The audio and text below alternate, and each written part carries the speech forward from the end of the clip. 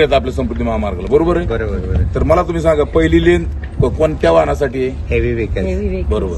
दुसरी सेकंड, नाही हा बरोबर. आणि तिसरी जी आहे ती ओव्हरटेकिंग. तर हे आपल्याला समजलेलं आहे. पण होतोपर्यंत ज्यावेळेस आपण समृद्धी मार्गावर ज्यावेळेस प्रवास करतो तर आपण प्रवास करताना घ्यायची काळजी आणि घ्यायची दक्षता. तर काय होतं माहितीये का, आपण ज्यावेळेस समृद्धीवर एंट्री करतो तर आपल्या गाडीमध्ये पहिली नायट्रोजनची हवा पाहिजे. या रोडनं जर गाडी चालवली नायट्रोजनची हवा पाहिजे, बरोबर आहे?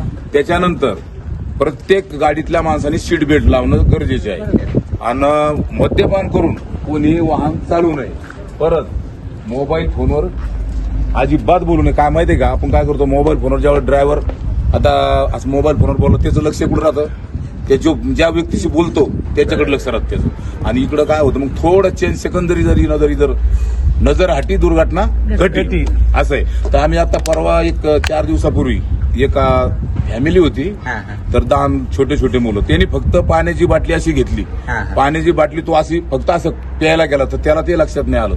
10 सेकंद मध्ये आली गाडी डायरेक्ट डिवायडरला. तर बरं झालं कोणती म्हणजे जीवितहानी झालेली नाही. साधं समजा ते, पण ते वाटलं तर कसं आहे छोट्या गोष्टी. तर कधी बी 2 तास झाले तर थोडं थांबायचं, ड्रायव्हरला थोडं पाणी वगैरे तोंडावर मारायचं, पेट्रोल पंपातला चहा वगैरे घ्यायची. ते होतावेपर्यंत म्हणजे ड्रायव्हरला जागृत ठेवणं महत्वाचं आहे. रोडवर काय होतं, आपण मोबाईलवर जे गेम खेळतो त्या पद्धतीनं ते आपण फक्त असं स्टिअरिंग धरायचं काम आहे.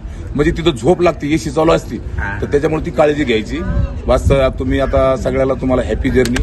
थँक्यू. मदतसाठी जर तुम्हाला जर अडचण जर आली समजा तर आपला एक हेल्पलाईन नंबर आहे 81 4 वेळेस नंतर 55 शेवटी.